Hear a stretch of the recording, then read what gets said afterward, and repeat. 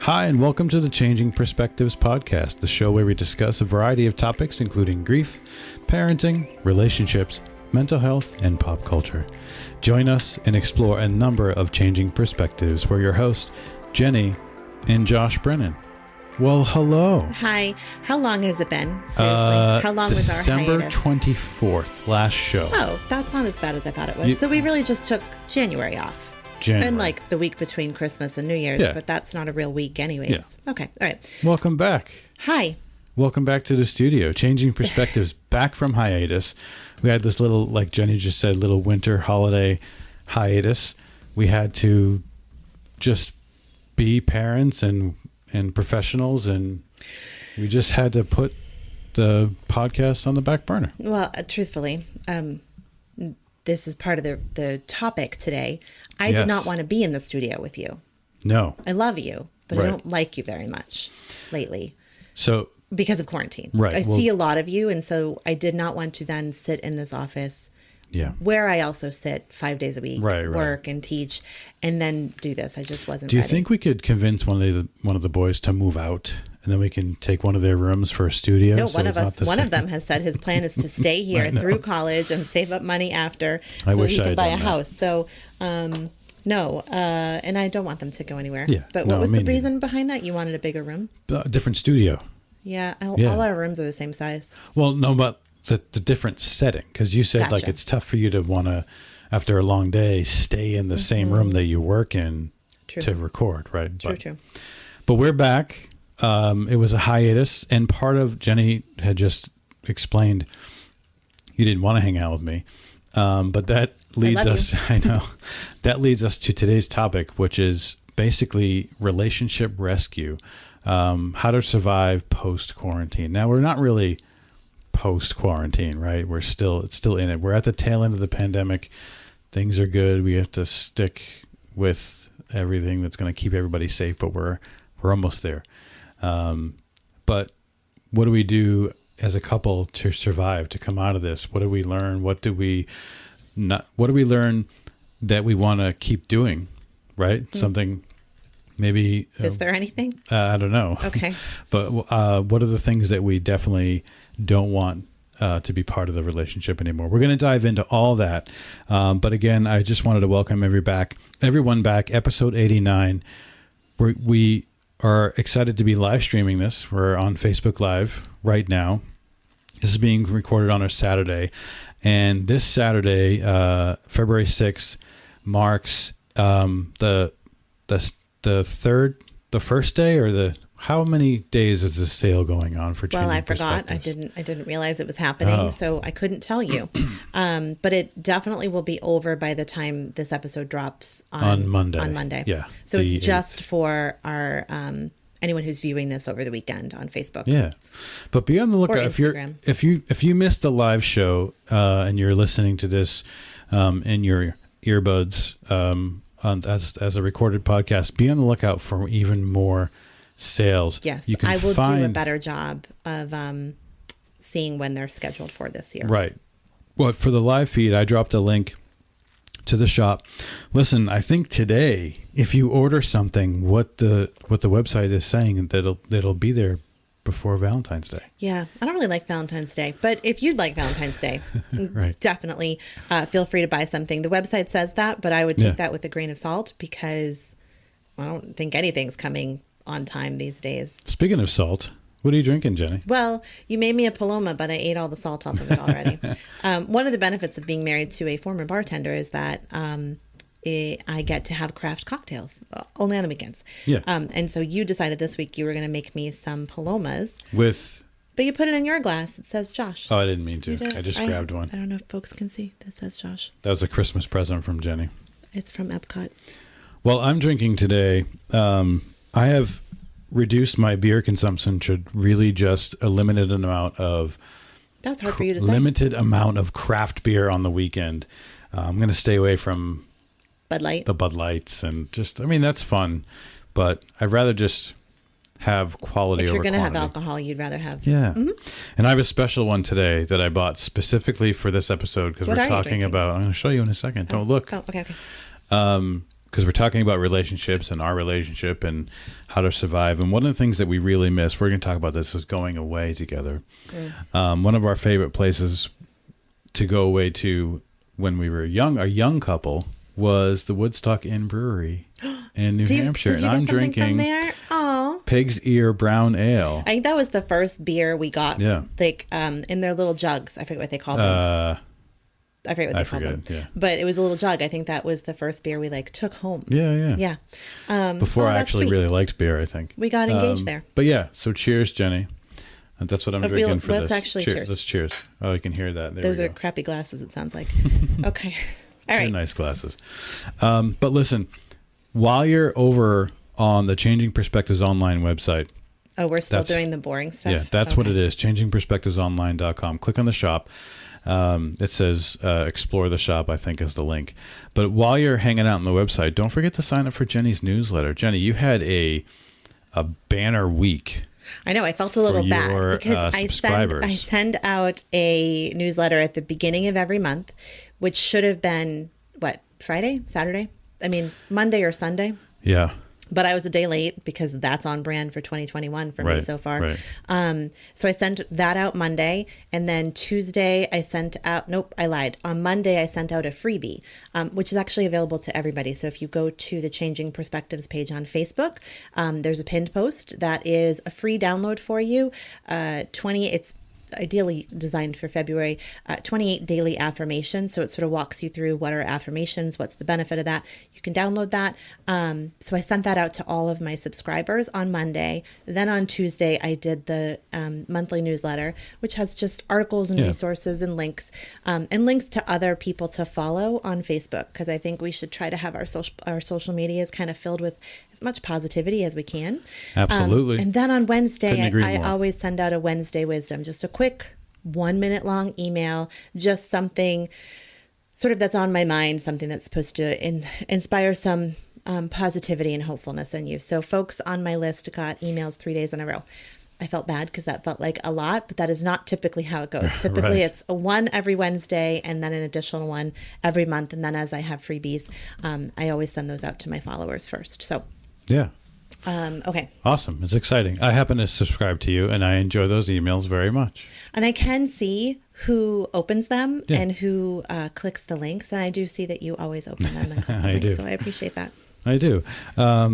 Also, you are becoming more of a presence on TikTok. Yeah, I'm stepping out of my comfort zone. Check out the Changing Perspectives TikTok. Jenny's putting out some really cool videos, getting a lot of traction.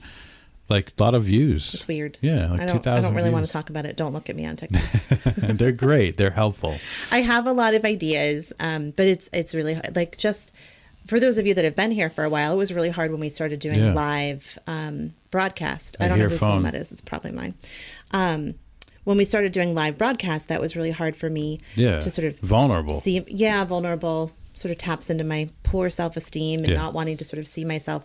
And TikTok has been something that's been on my list for probably a year and a half. I remember watching a video by Gary Vee probably 2 years ago, probably around the same time that we started the podcast, saying like TikTok is the next place for businesses to be.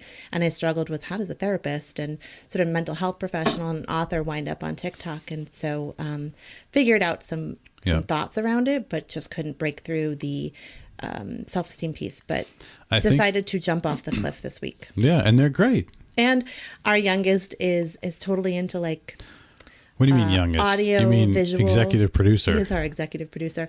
And so he's been giving me tips. Jacob. Lately his tips have been, Mom, delete that and redo it. And the one, my last one I did not delete and redo because my makeup was much better in the morning than it was in the afternoon. It was great. Thanks. What we have to redo is Jacob's tag credits for the podcast. Yeah, if you stick around to the end of the podcast, you can hear his tag. But he does not sound like that anymore. His voice is even deeper now, which is sad, but cool. All right, so none of that is what we're talking about. None of that is what we're talking about. You're going to love what I say next, though. Oh, is this an ad? No, it's not an ad. It's just a reminder that when you give us a rating or a review on iTunes, we will read them over the air. So don't forget, we haven't stopped doing that. We took a little hiatus, obviously. So any brand new reviews submitted on iTunes, we will read those over the year. Tell your friends, share a link to the episode. Get changing perspectives in more of your friends' mindsets to join us. They are doing that in Ireland, so thank you. Yeah. Folks over there. We're in like the shout top out 100 to Ireland, in right now, or Ireland listeners. It's exciting stuff. All right, Jenny, should we dive into the episode proper? Should we? Yes, we should. Okay. Rebecca is commenting. Rebecca is like our oldest, I don't mean in age, Rebecca, but you've been around since like the beginning, and you've been our sort of constant cheerleader when we go on hiatus. Super you're the one that fan. reaches out and is like, are you okay? Are you coming back? So thank you. I'm so happy you're here. Rebecca says she's going to wait this until it comes out on Spotify to listen more, but she loves that we're back. Yeah. And we are not staying warm, and I'm jealous that you're in warm Texas. Yeah, it's been very chilly up here. Awesome. Super fan, Rebecca. Love it. Oh, super fan. I like that. Super fan. Yeah. Okay. Undoing the quarantine damage, relationship rescue. That's what we're talking about today. Rescuing your relationship from the quarantine. Jenny, did you know that divorce rates increased significantly in China? Oh, I thought it was after Japan. March? I did know that. 25% increase. I totally get why. And what was that? I totally understand that. I feel like that was a dig a little bit, but that's okay. No, but that's what we're talking about That's today. interesting you said that. But I also, not just from like our experience personally, but also as a therapist sitting every day, sort of talking to people who are in relationships, the sort of struggles that we've had are not unique to us. It's really kind of what's going on. What are you looking at? Do I have something on? What? Your mic. I pull it just a little bit closer, not too close. Okay. Right about, a little lower. Right about there. I wasn't even messing around, even though that could have been fun. Okay. It was interesting that you said I get that, because did you know that 74% of those divorces were initiated by the woman in the relationship? We talk about heterosexual relationships. I think that's what the data is from. But 74% of the time, the woman in that relationship initiated the divorce. Makes sense. We have all kinds of different links to share in true Changing Perspectives fashion. I pulled a bunch of articles for this. So what we're going to do is sort of start off with and you can chime in as a professional, but what are the elements or factors that are negatively impacting relationships during this time? Like, why did the divorce rates increase and whatnot? So there's lots of stress and factors that could benefit that. I came up with a list. One of them is from a Pew study. Pew pew. Thank you. Okay, sorry.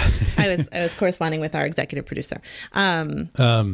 So Pew put out a article after a survey. Economic fallout from COVID-19 continues to hit lower income Americans the hardest.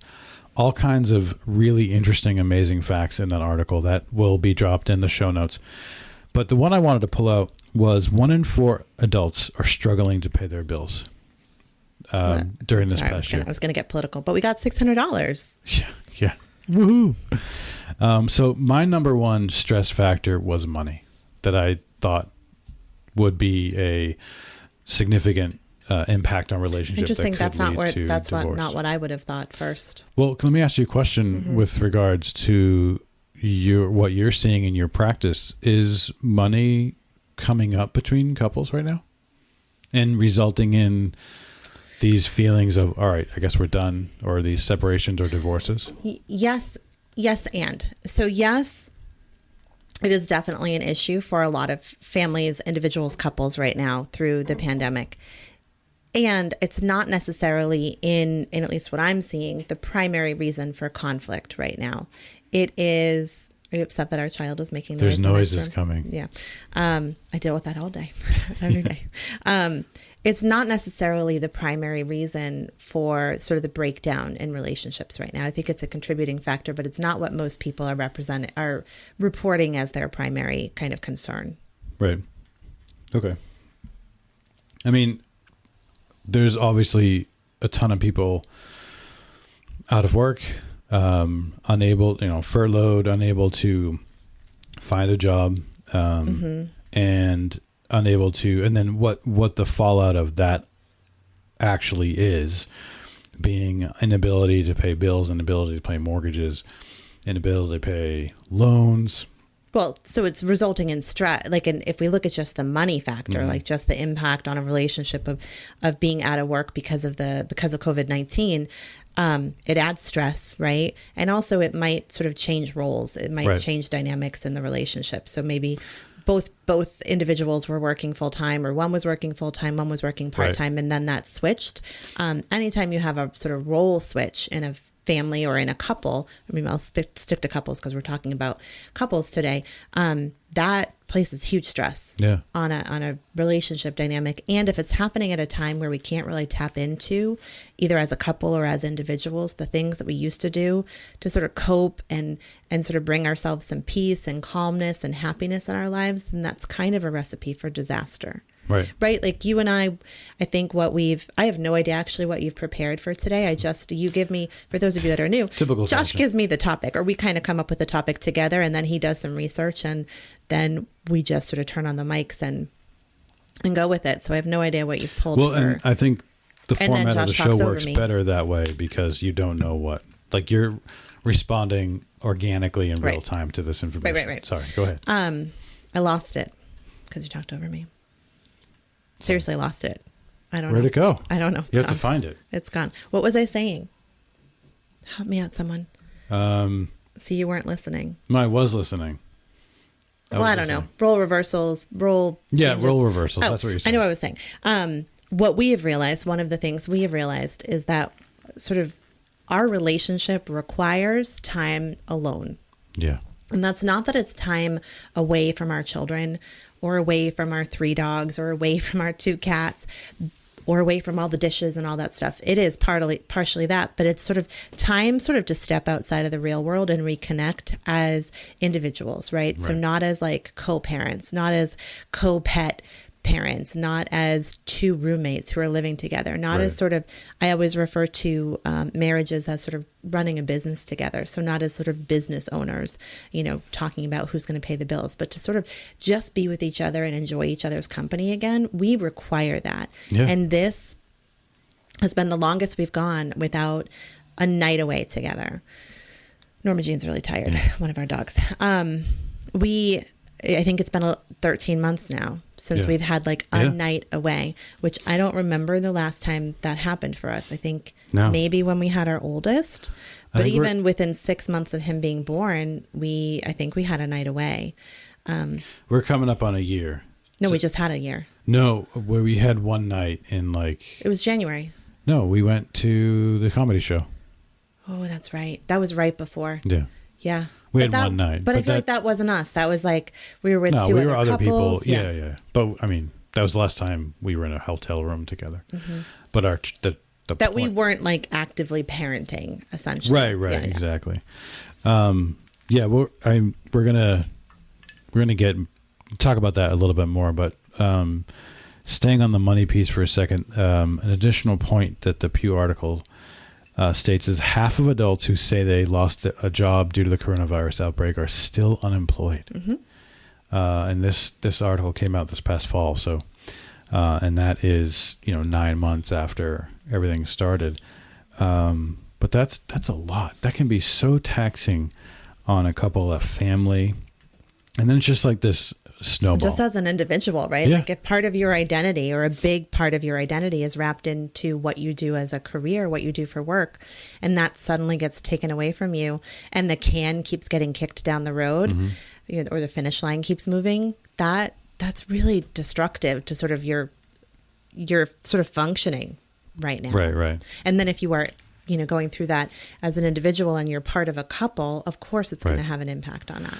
I think that anything that could be stress on an individual will undoubtedly affect the couple, right?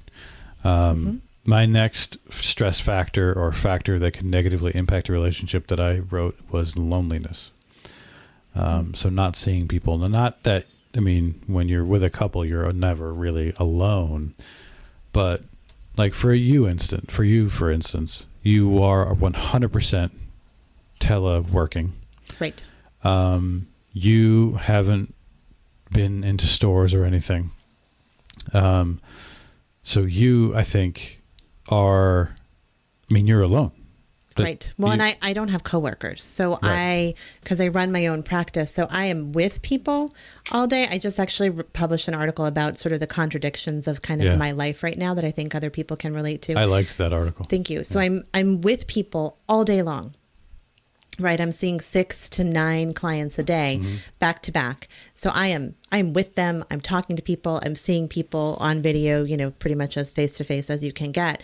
And then our kids are here 3 days a week. They're only in school 2 days a week. You're here every single day in the dining room or the kitchen. And so I see people all the time, but I'm never really with people, right? Like I don't have coworkers that I can call up, and you have that. You have, every time I step out there, you're on a call with a coworker or something. Like you sort of still have the equivalent of like going to the water cooler and saying hi. Right. And when I was seeing folks in person, I was sharing an office suite with 6 or 7 other clinicians. And so we wouldn't really have lunches together or anything like that, because not a lot of us booked lunches, myself included. But we would see each other in the 10 minutes between sessions. We'd sort of, catch up a little bit. Or we'd see each other on the way to the mailbox or the restaurant. Right. But even like for you, your commute included like daily stops to get an iced tea or something, and you would see the same people.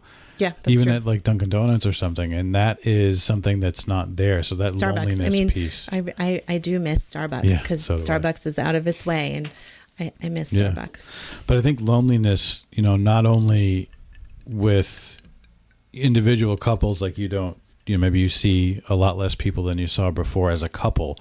But when I wrote loneliness, I was thinking the loneliness that one individual might be experiencing, and then bringing that stress or sadness into the relationship.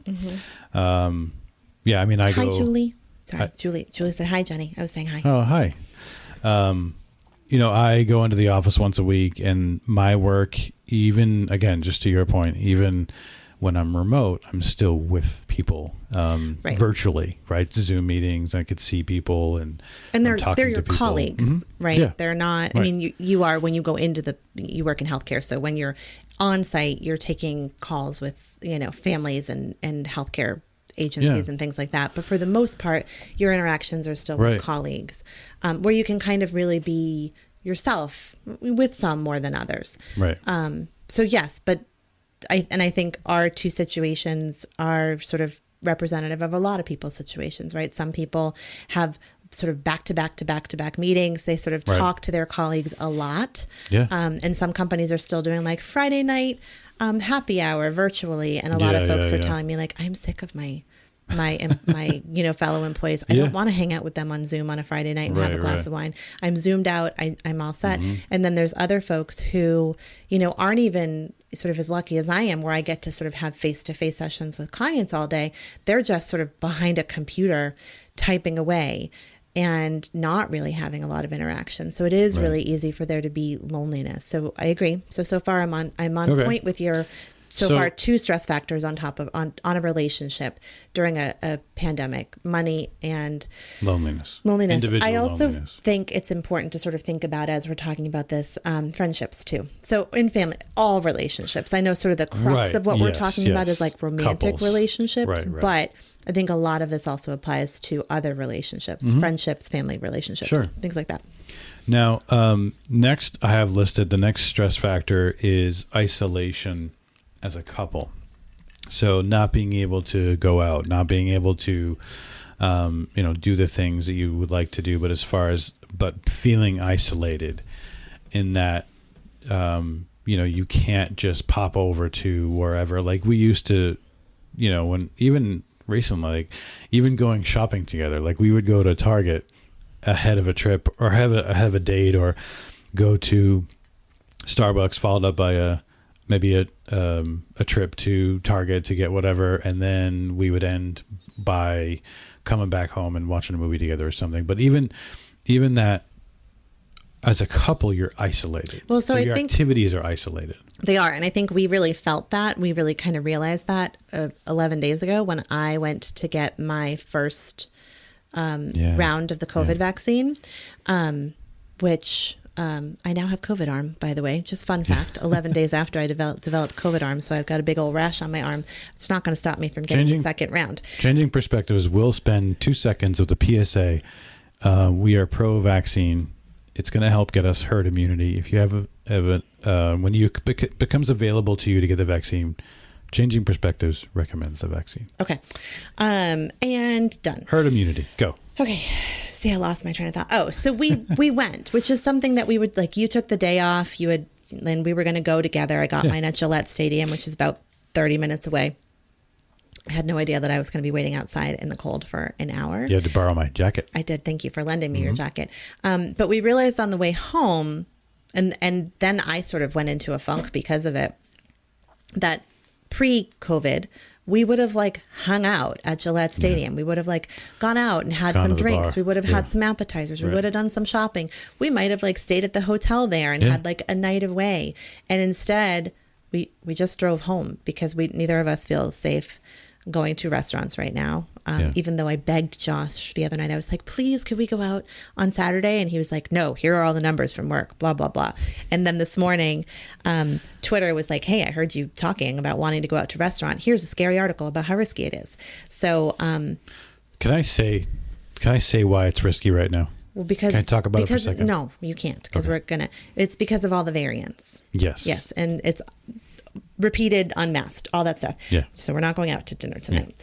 Or anytime soon. I think sooner than later. Okay. But that, I think we really realized that on the way home. Like, wow, this is really different for us. And it was kind of feeling as a couple. You're isolated in your quarantine routine. Well, and not even being able to like go hang out with your couple friends or your friends or just sort of, I don't know, go out anywhere to someone's house or something. It's just coupled with winter. It is really isolating. And when we're isolating, that's something that's really awful when we think about depression and anxiety. Isolation is only typically going to make those things worse. And so, when you factor that in, of course, it's going to put strain on a relationship. Well, I think too, even those activities that we would normally just do together and have time together, like sports things for the boys, like Jacob's playing basketball right now. It's not real basketball. I mean, it is, but there's all kinds of different rules to keep people safe. It's masked, and there's limitations to the amount of people that can be. There's no bleachers, at the right? game. There's no bleachers, no seating. I love watching my children play. Yeah. I also love sort of the community that you find, and you don't really know this because you were always coaching. You're always on the other side. Yeah. But for years, I don't know, what are we talking, like 10 years now? I've been on the bleachers, right, or on the sidelines, and there's a community there, and you get to know other parents, and you sort of develop those sort of friendships, and that's part of the experience for me of watching the games, and you can't do that now. So I haven't been to any of them. Also, because I'm a super strict rule follower, and technically there's only supposed to be one parent with a child, and you're there as the coach. And I don't want to get in trouble. Well, and it's not about rules, it's about safety, right? That too. So, but in normal times, we would all go together. And then like grab dinner, like go out to dinner on the way home, or like go to a movie. Right. Yeah. And so now this has become an activity for just me and Jake. Which is good. Nice. Yeah, right? It's nice. Like there's some niceness in that too. But yeah, so isolation. Money, loneliness, isolation. Yeah. I feel like loneliness / isolation might be it might be one. The same. Next, I have a lack of what refuels you. And we already talked about this. For us, refueling you as a couple is what we're talking about. But for us, that means our trips together. Right. The annual one we take, and annual ones. Because typically we've fallen into a pattern where you get sent away for work to a conference, and it's my favorite because we released an episode all about Toronto last year. That was we recorded in Toronto. It wasn't last year. It was 2019. It was 13 13, 14, 15, it was 16, 17 months ago. Yep. That was the last trip we went on. And there was a sort of point in time where you are kind of traveling 2 or 3 times a year. And I would go with you probably for 2 of those. Yeah. And, you know, I would pay my own way. And while you were in your conferences during the day, I would, get caught up on everything, get caught up on notes, get caught up on documentation, work on some of these side projects I have going on, work on writing, go sit at a coffee shop by myself, go explore by myself, sleep in, work out, like just kind of have that sort of that quiet time. And then at night, when you didn't have events, then we would go explore kind of the place together. And so, well, we fell in love with Toronto together because we love traveling. So in addition to our trips together, just like romantic getaways, we love traveling and experiencing new things together. You're sorry, a hot mess. dropped my beer can. Okay. Was it empty? I poured it into a glass. We love experiencing the world together and experiencing new things together, and that's what refuels us.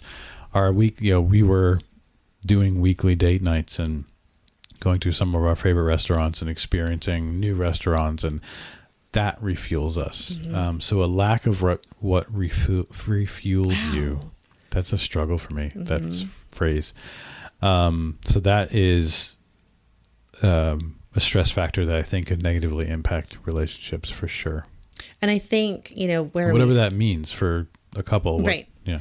And I don't think we've figured out in all of this time in quarantine what a acceptable replacement is for those activities. Right. Like at the beginning of quarantine, you were really cute and like planned some like at home dates, but it just felt weird. Like it just felt weird to like hang out on this side of the house while the boys are on the other side. And I don't know, it just felt. Well, we have gotten into a routine as a family now recently. Like we watch. Which is really nice. It's awesome. We have all kinds of great quality time together. Right. And we look like all 4 of us look forward to it and look for each other. And I think that right now, because school is busy and work is busy and they're starting to do some more sports, I think you and I peeling away for an afternoon when we would normally be hanging out together, like you're right, it feels kind of off a little bit. Yeah. But still, those activities refuel us as a couple, and we don't have those. Yeah, our gas tank is empty. Yeah. What else? Those are the stress factors I want to talk about that part on an individual basis too. Okay. Yeah. Because I think that for a lot of people, individuals, we're not able to do what refuels us. For a lot of people, there was something, at least one thing, that was lost during quarantine that was something that would refuel us. Maybe if you're a parent and you've got kids at home, you've lost sort of your nanny or your babysitter because of COVID, or because indirectly from COVID because you're not working the same hours. Maybe you've lost your ability to go to the gym and take the sort of workout classes that you were doing before. Right. Maybe you've lost that commute to and from work, which is something I've lost, that time in your car. And I really realized this the other day because I took our oldest to his orthodontist appointment.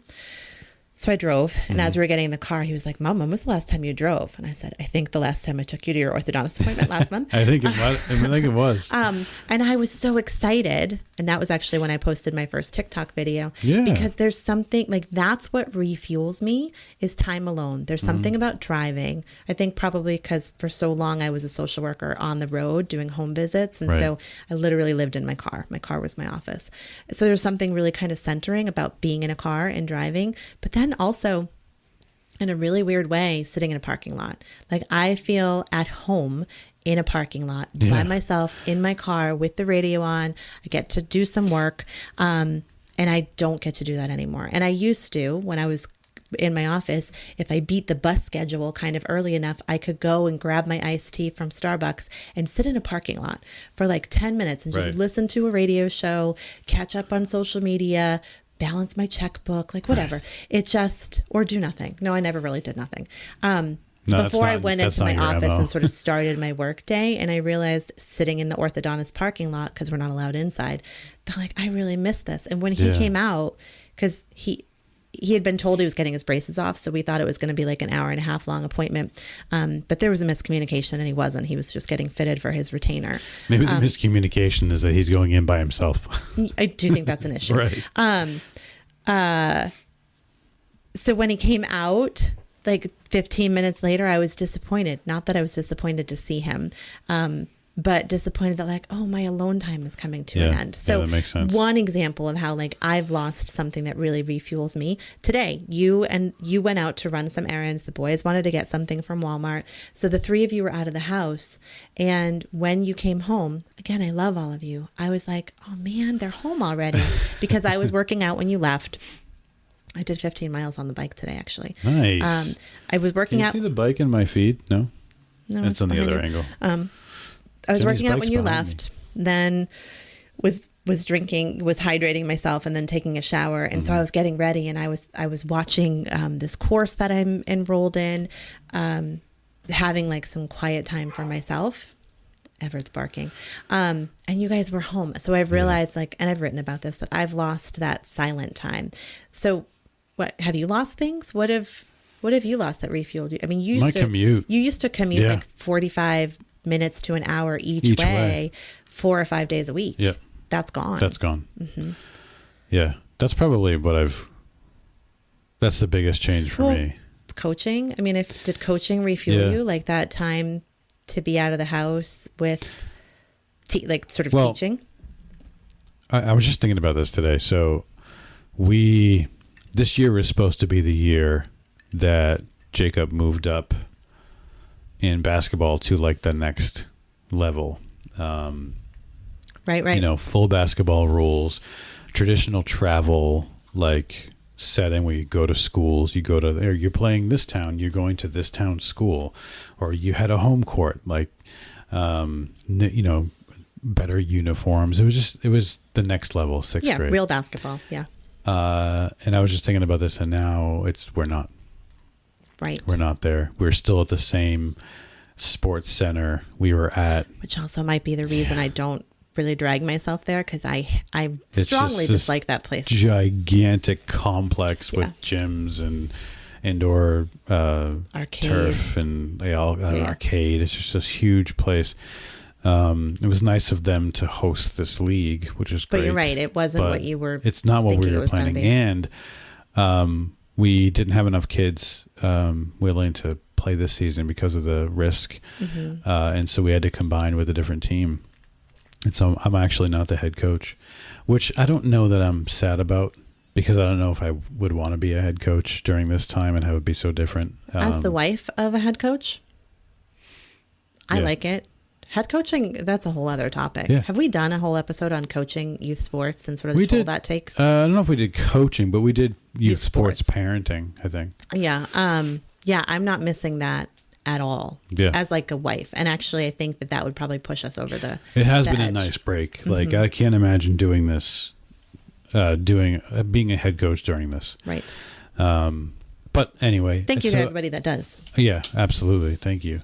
So I think that it just ended up being a nice, unexpected benefit to allowing my co-coach there to take over. But so in terms of refueling you, and I've talked about this with folks pretty recently a lot in sessions, there's something, and I've talked about this before, seems to be like people go through things together even though they don't know they're going through it together. Are you trying to wake up Norma Jean? Yeah. She's snoring. You see her on the feed. She's at the bottom of my camera. You can kind of see her. You snore. So I tend to see lots of themes come up, and people are really struggling, at least here in the Northeast, in January and February, like where the holidays are behind us, and there's usually a little a big dip in sort of emotions after the holidays, because there's sort of like the post-holiday stress and letdown, and then what are we looking forward to? There was something different this year because of the storming of the Capitol and the election stuff and certifying the vote that sort of filled up the first part of January with stress, but sort of gave a distraction. And then after that, it was like after inauguration, where everything just sort of settled in a way, that then I see a big slump in terms of depression is a lot worse. Anxiety is a lot worse. And people here in the Northeast are just like super blah. And I think everyone's tanks are empty. And so we talk about how people have not really adapted to figuring out what fills their tank now, what they have access to. and or they're not giving themselves permission to do it. And so what I see a lot of people doing, ourselves included, is the equivalent of, I always sort of compare us to cars. You got to fill yourself up with gas and get oil changes and all that stuff. I see people doing the equivalent of like pulling into the gas station and throwing a buck of gas in the gas tank, just enough to get you to like home. But if something happens and you have to like go out in the middle of the night, you don't have enough gas in your tank, or just enough to get you to work. And then on the way home, you're going to throw another buck in. People aren't really giving themselves permission and or haven't figured out how to completely refill their tank. And I think that's a struggle. And I think part of it is we haven't really had space within the quarantine time to figure out what that is for us all. Right. Yeah. No, that's a good point. All right. So we've already been talking for 40 minutes, believe it or not. So let's go on to the next section, which is, what do we do now? I have no idea. How do we move forward? What's the next step? We Almost a year now since the pandemic. We just cry. Truly feel your feelings. How do we try to survive so we don't become a statistic, or we don't become part of that increase in divorces or separations? So I pulled an article that I just dropped the link in on the live feed. This is from Talkspace.com. The best way to fight. Oh, sorry. What's the title? The best way to fight with your partner, according to a therapist.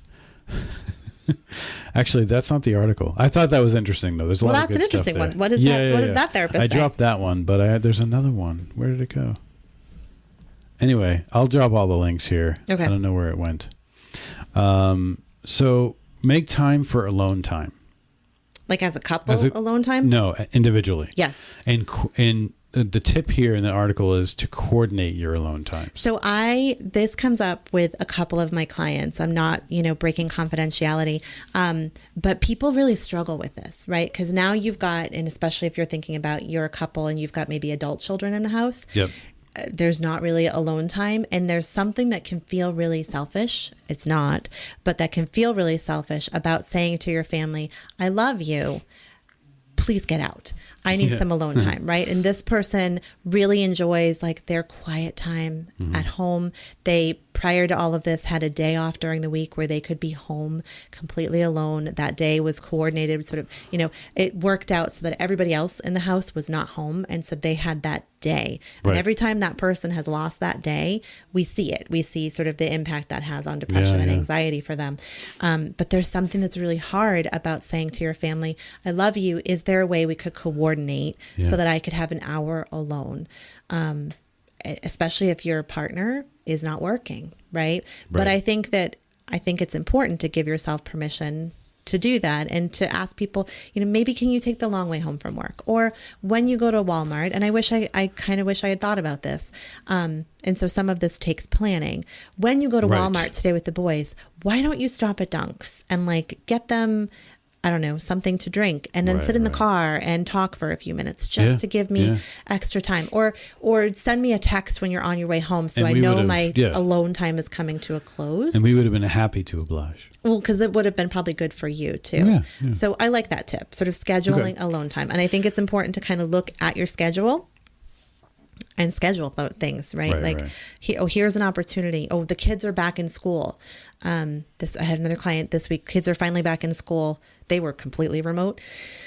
And so they were talking about like, okay, now I've got this window of time, a few days a week where I can, do this and this and this and go to Target and run the errands. And I said, or you could do what refuels you. Right. So how would it feel if you came home and sat on the couch and read a book, or hopped on the bike and worked out by yourself without having to worry about sort of, a kid running in and screaming at you.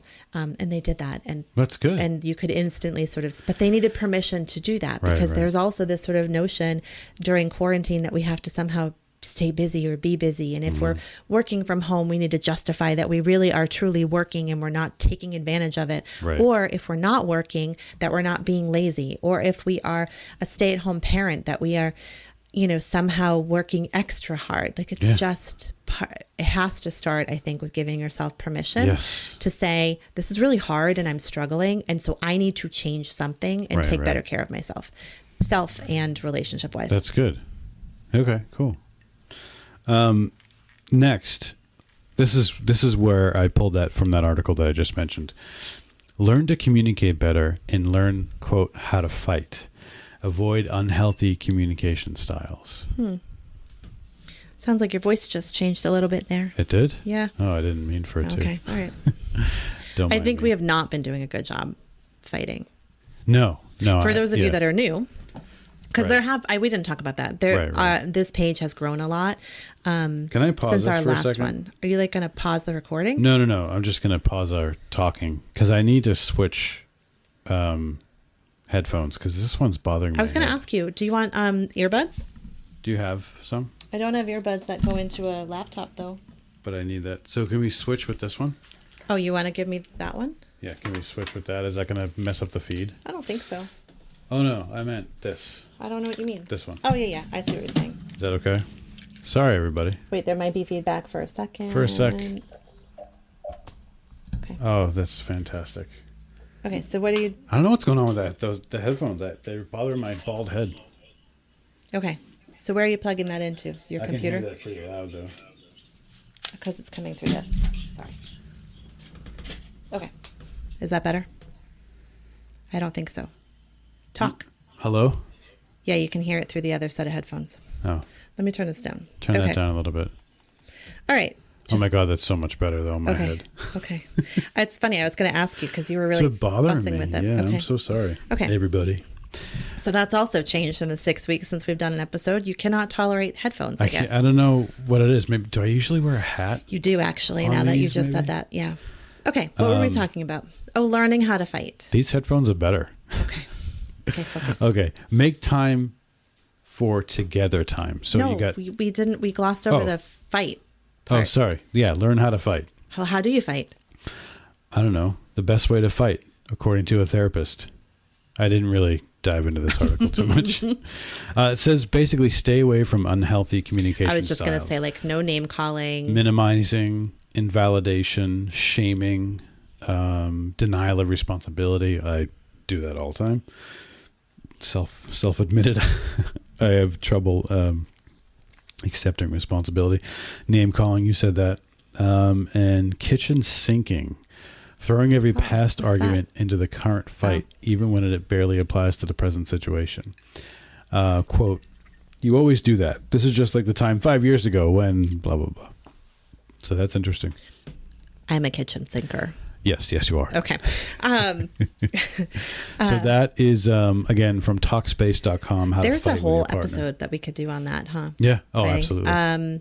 I think part of it is all of this is interconnected, right? Yeah. So if you're not able to take care of yourself in an effective way, then you're not going to be able to tap into those skills, right? You're not going to be able to sort of say to yourself, Jenny, don't kitchen sink right now because that's not going to be helpful. Instead, what you wind up doing is just sort of using your partner as a sort of punching bag. I don't mean literally, but a punching bag because your gas tank is empty, so you can't tap into any of that. So that's Right. also what's going on.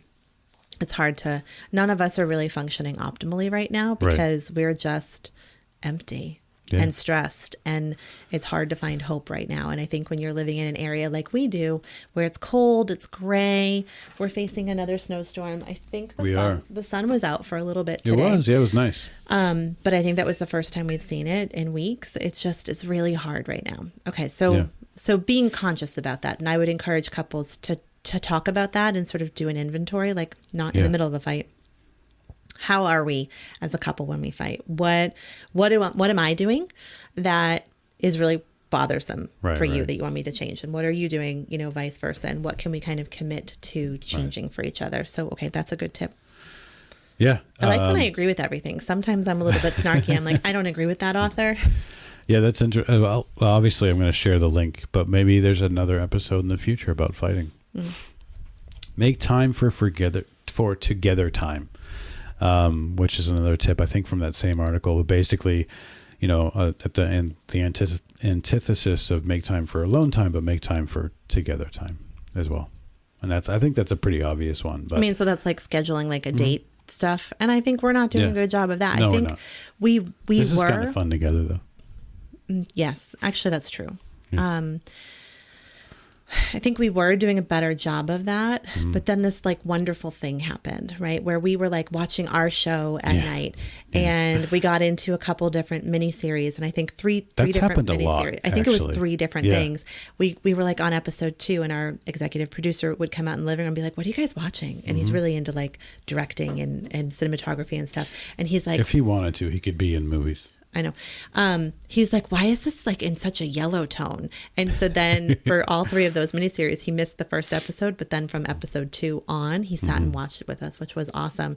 And now we're binging together. I won't say what it is because we'll be judged by other people. I know. He's very mature, 12-year-old. But so we're binging, I think, a 6-season, right? 6-season 5 or series. 6, yeah. And so that's what we're doing every night. And then at the same time, when our other child is available, because he's a teenager and does teenager things, like playing video games, he's not really going anywhere.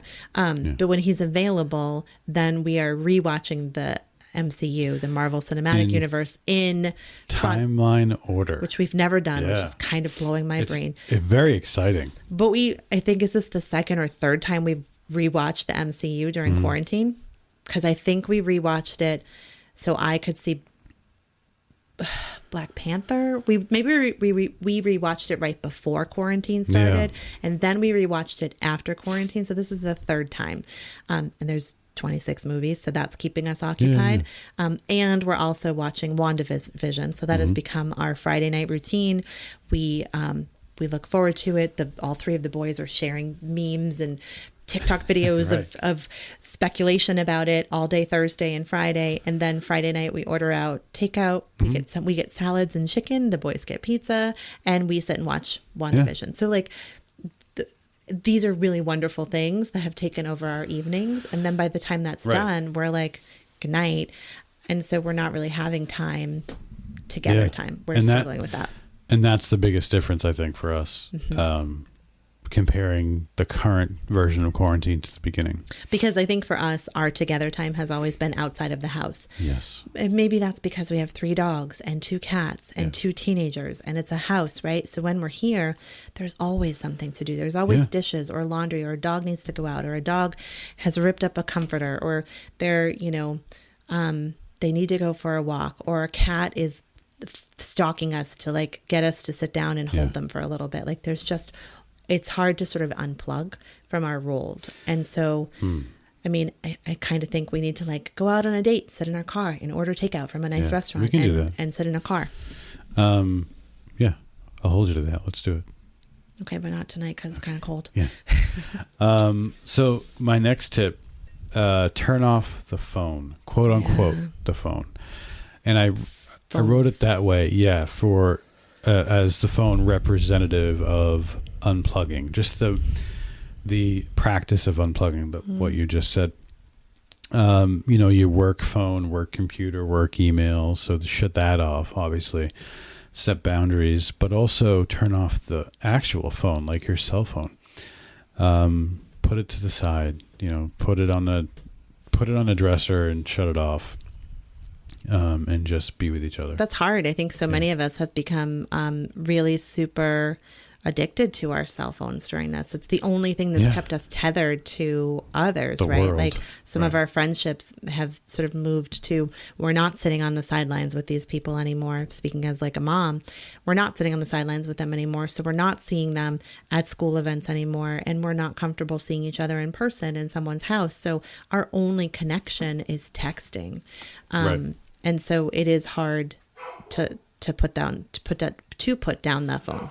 Right. Everett also agrees, but I think he's probably agreeing that we should put down the phone more and pay attention to him, so he can be the center of our universe. Absolutely. That is our boy dog. Are you able to tell one of the children to calm him down? They can't once he gets like this. He's like, "Are you recording a podcast? So I want to be in there." 3 more tips. Okay. For how to rescue your relationship post quarantine or towards the end of the quarantine. Self-care is my next tip. Tip number 5, self-care. We talk about the self-care a lot on this show. Self-care. As I do in all of my social medias. Self-care is not selfish. We talked about I guess that kind of goes along with alone time. But what does self-care mean to you? Does that mean fitting in a workout? Does that mean fitting in time where you, for me, it's picking up my guitar, which I haven't done in like a month. You said that last night. You said, Yeah. I think I need to play some music this weekend. Yeah. It actually came up in my therapy session. Ooh, you're outing yourself. I'm outing I myself. love it. Yeah. Hey, this is the Changing Perspective show. We talk about mental health. I started therapy about a month ago or so. Restarted. You had done restarted, yeah, many years ago. periodically. Mm-hmm. But found a great therapist. And we talked about, what refuels me and the things I like to do. One of the things I like to do a lot is play music, and I haven't picked up my guitar in a while. So, and that is self-care for me. So I need to do that so it positively impacts our relationship. Yeah. Yeah. Yeah. And I think that takes sort of forethought, right? Uh-huh. Like last night you said that you need to do that, but you literally are surrounded by your musical instruments all the time. So it's not that like you forget about them, right? We have a piano in our living room, and I think there's probably 3 guitars out there right now. 2. There's a ukulele and a guitar and 2 guitars in our room. In our bedroom. So like you see them every day. So it's not just about saying like, I need to do that. It's about, I think, scheduling time for it. Like I'm going to do that Saturday night. Or for me, it's writing, right? And it's great that I get to sort of share my words, and sometimes they speak to people, and sometimes I get paid for them, which is fantastic. But really, I'm writing as a form of self-care. For you. And it doesn't happen naturally. I get ideas naturally, and I sort of jot down the thoughts, but generally it doesn't happen naturally. I have to sort of schedule time, but also working out. And that was also part of the reason for the hiatus in January, is because, and starting in January, I said, I need to get back on the bike, literally, because I bought a bike back in August and then injured myself, got re-injured in a pool, an old knee injury. My knee got kicked. Old football injury. We'll call it that. And so I deliberately sort of scheduled out, here's my work schedule. Yeah. This is on this day, this, blah, blah, blah. I'm going to commit to 5 days a week, 30 minutes. And here's specifically when I'm going to fit it into my schedule. And I put it on my personal calendar and on my work calendar, and really kind of felt like I needed to get that set before I could add on other stuff. And so that's what I encourage people to do when there's something that's self-care for you. Really kind of build it in and hold it just as sacred as you do your work or grocery shopping or taking care of your kids. Right. Prioritize those things. Like, think about that. Yeah, and schedule them. Yeah. All right. Okay, so my final 2 tips are kind of connected. They're related. First is be creative about what refuels you and do it together. So your favorite bar isn't open yet. Try to recreate that signature drink at home together. Well, I don't really do that together. Yeah. I just let you make it for me. Movie night. So your movie theater isn't open, or you don't feel comfortable going. Set up a movie theater. Get those vibes going for a movie theater, a movie night. It's hard to do that with dogs, because there's not usually dogs that want to steal your popcorn at a movie theater. Right. I remember our eldest cat used to like popcorn. Yeah. Jogger. And ears of corn. Yeah, she would try to steal ears of corn, cooked corn. Right. What a weirdo. So be creative about those things that you can't do yet, and try to recreate them as best as you can in the safe environment. Like you and I used to, back when we were both fit, we used to enjoy working out together. We would take spin class together. Yeah. Maybe you need to get a bike. And you could put it somewhere else. Okay. That's funny. We'll fit it somewhere in the studio. Yeah, no. Yeah. There's no room. So the final thing kind of goes with that last one about be creative about recreating what refuels you. Lean into new things and discover them together. So create a new experience for refueling. Instead of going out to dinner, you stay home and play a board game for couples. Things that can be sustained even after we're back to normal. Those, some things that like discover something new. Lean into that, and maybe that will start to become something that refuels you too. Have we done that at all? Boy, I I don't think so. I don't think so And either. we've cooked a lot together, which is fun. Like we've leaned into trying to explore new recipes, which I think is really cool. And True. trying different things like True, I have a 100-hour brownie recipe I have to go make. 100-hour brownie recipe. And as listeners and fans of the show know, we're big Disney people, even though I've separated myself because it makes me sad. I know the three of us, me and the boys, are like, we want to go to Disney right now. We'll go with masks. Yeah. And you're like, I don't want to go unless it's back to normal. And I said, well, then we're going without you in June for my birthday. I'll go. I just won't be happy about it. Well, I don't want you to go if you're going to be grumpy. Well, what I was going to say was we got a Disney cookbook. Right. And this is the first weekend we're not making anything from that cookbook. Yeah. Don't tell Jackson he's going to make me cook something from the cookbook this weekend. But we've, as a family and as you and I, doing it together, like that's something that's a new discovery, like seeing a recipe somewhere and either on social media or a book or whatever and trying it out. Yeah. We did that sort of the very, very beginning of quarantine. Yeah. Like a year ago. We made those 36-hour cookies or whatever. I made those. You those all were ditched me. Unbelievable. Those were so good. Best cookies I've ever had. I wasn't going to say that. I was going to say at the very beginning of quarantine, we did like a homemade Pop-Tart bake-off, and the four of us made different Pop-Tarts and compared them and did like a taste test. And I guess that's what we're doing with the 100-hour brownies. I'm making the actual recipe for 100-hour brownies, but I'm also making a second batch and not waiting 100 hours. I'm not going to put them in the fridge and let them set for 4 days before I cook them. And so we're going to compare and contrast. Yeah. Awesome. And then I get to eat a brownie. Yeah. Finally, my final tip was do a podcast together. I'm just kidding. See what you did there. But yeah, so those are the tips. Norman, she just did what she does when she basically is rolling her eyes. She was like, yeah. So, wow, Jenny, we've been talking for over an hour. I know, my laptop, everything's almost dead. I know. I do have one more thing for everybody. This is just a fun Huffington Post article that I pulled for today's episode, and I'll drop the link. I'm not going to share the whole thing, but the title of this article, 20 marriage vows couples would have made had they known about quarantine. Ooh, that's interesting. And I thought it'd be funny to go through a few of these. The subtitle is, the coronavirus pandemic is putting everything in perspective, including couples' wedding vows. Let's see. Number one, this is from... I think these are submissions from maybe readers or something for Huffington Post. This is from somebody named Sarah. I promise to never loudly shout from the other room, Hey, Abraham Lincoln, what sounds good for dinner, before confirming you're not video chatting with your boss. That's funny. That makes sense. Let's say Abraham Lincoln. Can you call me that from now on? On it. I'm gonna think of a different president, though. I'm gonna put a spin on it. I'll let you know what it is. Okay. Do you promise to go out into the wild to look for toilet paper no matter what the cost? Do you promise to not walk around naked when there's a Zoom conference in progress? That's from somebody named Lisa. Okay, are you gonna do this with all 20 of these? You'll like this. Okay. What? I love you. What? Like you're. I'm gonna read a couple of them. Okay, not all of them. No, yeah. Okay.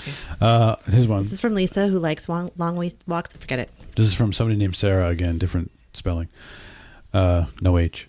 Our marriage vows should have included my husband promising not to eat my secret snack stash. I'm more lovable when I have carbs. That's a trigger for you. You don't like when the boys eat the stuff you're saving. Yeah, like I still have Christmas candy that you bought. I don't think I ate any of the candy you bought me for Christmas. I've got like really nice dark chocolate bar in the fridge. I don't know if it's still there. If our 15-year-old finds it, it's gone.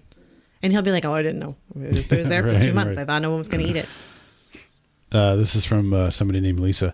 Tom, I love you. You're my best friend. Today I give myself to you in marriage. I promise that I will put that little Post-it on the camera holes as you're walking by, only wearing black socks.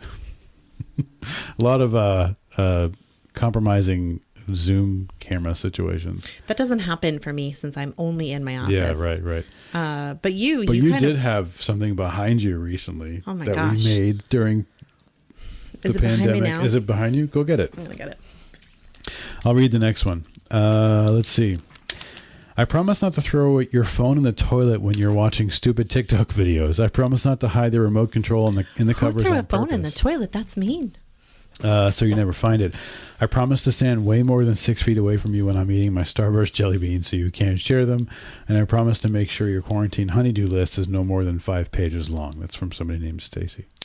So this was a quarantine project. I'm showing the live feed video, people. But you're kind of frozen in my live feed. Oh, there you are. But our youngest saw somewhere that you could make your own lightsabers, because big Star Wars fans here. And so they went to Home Depot or Lowe's and bought all the stuff to make lightsabers and spray painted them. And they were kind enough to pick one out for me and let me pick my own color and let me pick which one I want. So this is this part that I'm showing you is actually a sink, a faucet or something, a drain, a sink drain. Sink drain.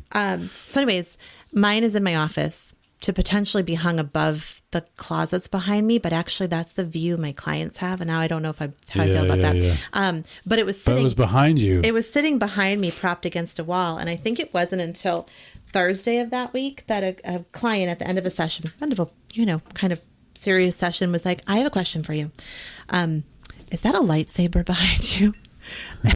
I was so embarrassed because I just totally, when I look in my environment, I filter out all of the musical instruments, pets, and superhero related stuff or Star Wars related stuff. So I didn't notice it. So yes, to your point, that's the only bauble I've had with Zoom related stuff. Yeah.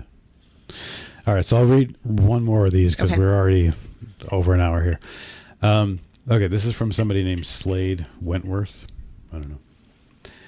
I take thee to have and to hold from this day forward, even if we forget what day it is, for better or worse, for richer or poorer, in sickness and in health, in boxers and in yoga pants, to love and to cherish till death or thermostat setting do us part. That's fair. Okay. So this is a funny kind of light article from Huffington Post. 20 marriage vows couples would have made had they known about quarantine. So. Okay. All right. Well, that was fun. It was fun being back in the studio. Yeah. I'm not going to commit to how often I'm going to be able to do this, but we're going to try to do weekly. That's the we'll attempt goal. to do weekly. Yeah. And we'll attempt when we can to go live. Yeah. But listen, if I have not done my hair or my makeup, I'm not going live. Maybe that's a goal. That you get to sort of see like the real raw me, but not yet. Yeah. So we'll try to go live when we can, but you can, we will post on social channels when another episode drops. But if you subscribe, the newest episode will always show up in your inbox. And if you're new to us, go back through. There's 88 other episodes to listen to. Yeah. And don't judge for the audio quality at the beginning. We are growing and learning, and hopefully we'll be able to purchase some better recording equipment. Maybe even this year. I want a Roadcaster, Jenny. That's the goal. I know you do. Yeah. Okay. All right. Are you ready? Oh, yeah. Okay. Anything else to say? Mm-mm. All right. Well, that is going to do it for today, everybody. Thank you so much for listening. For today's show notes links, you can check out all those articles that I'm going to be dropping into the show notes, including the New York Times article. That's the one I was trying to find before. It's called What Happened to Those Couples Who Quarantined Together, again, from the New York Times.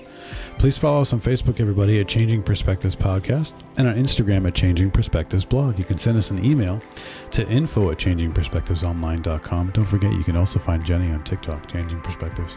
You can also visit it's actually the Changing Perspectives on TikTok.